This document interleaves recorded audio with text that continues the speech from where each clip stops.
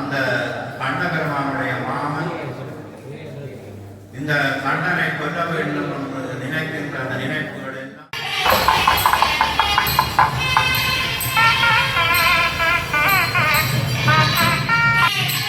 வட்டக்கச்சி மாயவனூர் ஸ்ரீ ரங்கநாத பெருமாள் ஆலயத்திலே நாங்கள் இன்றைய தினம் வைகுண்ட ஏகாதசி பெருவிழா வழிபாடுகள் சிறப்பான முறையில் இடம்பெற்றுக் கொண்டிருக்கிறது.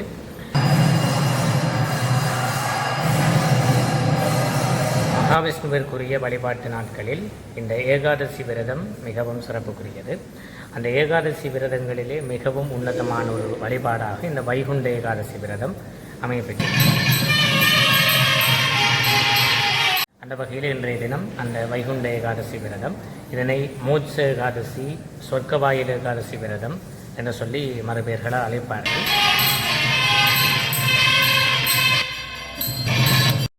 அத்தகைய அரிய ஒரு கைங்கரியமான வழிபாடு இன்றைய நாளில் இந்த ஆலயத்திலே சிறப்பான முறையில் இடம்பெற்றுக் கொண்டிருக்கிறது.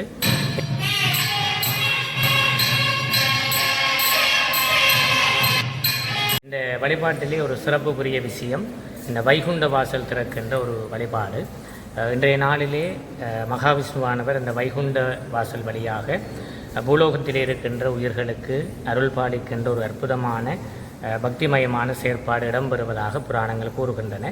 அந்த ஒரு வழிபாடு, அந்த வைகுண்ட வாசல் திறக்கின்ற செயற்பாடு இந்த ஆலயத்திலே மிக மிக சிறப்பாக ஒவ்வொரு ஆண்டும் இந்த வைகுண்ட ஏகாதசி விரத நாளிலே இடம்பெற்று வருகிறது.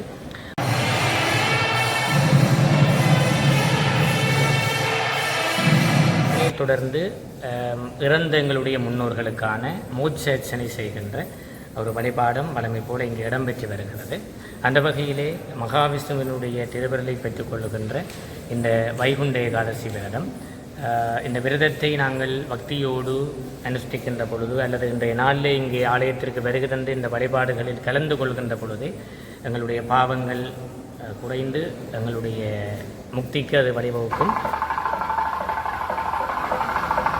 ஆகவே அந்த அற்புதமான இந்த வைகுண்ட ஏகாதசி விரதத்திலே இன்றைய தினம் இங்கே அடியவர்கள் வருகை தந்து தங்களுடைய வழிபாடுகளில் கலந்து கொள்கிறார்கள்.